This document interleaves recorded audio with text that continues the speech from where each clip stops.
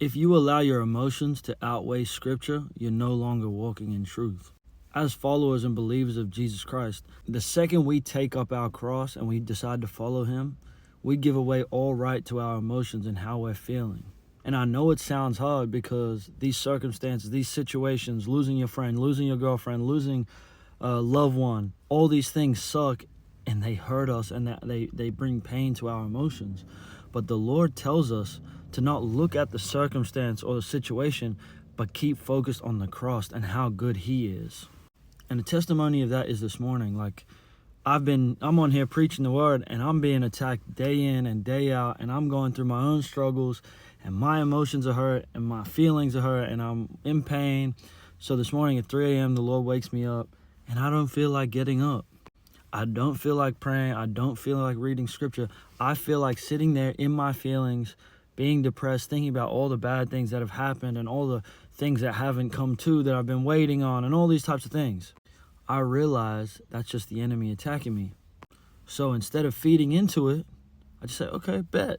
I turn on some worship music and I just start praising God in the midst of the trials, praising God in the midst of the pain. And within 3 to 5 minutes, I have this joy over me that cannot be explained. This peace that surpasses all understanding. Everything that He promised came over me in that moment, and I no longer had pain. I no longer had worry. I no longer had anxiety. I no longer had depression.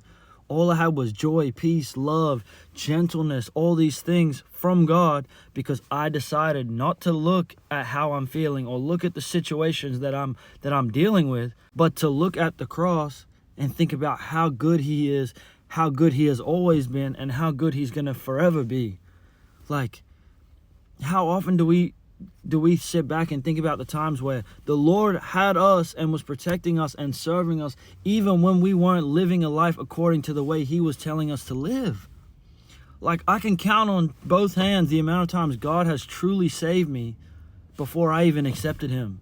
And now I look back and I think, wow, God, You were really there this whole time and all along, protecting me, giving me grace, giving me mercy, giving me chance after chance after chance to come to know You. So I have no right to think about my feelings now and how I feel. Yes, I'm going to be persecuted. Yes, I'm going to go through suffering. Yes, I'm going to go through trial.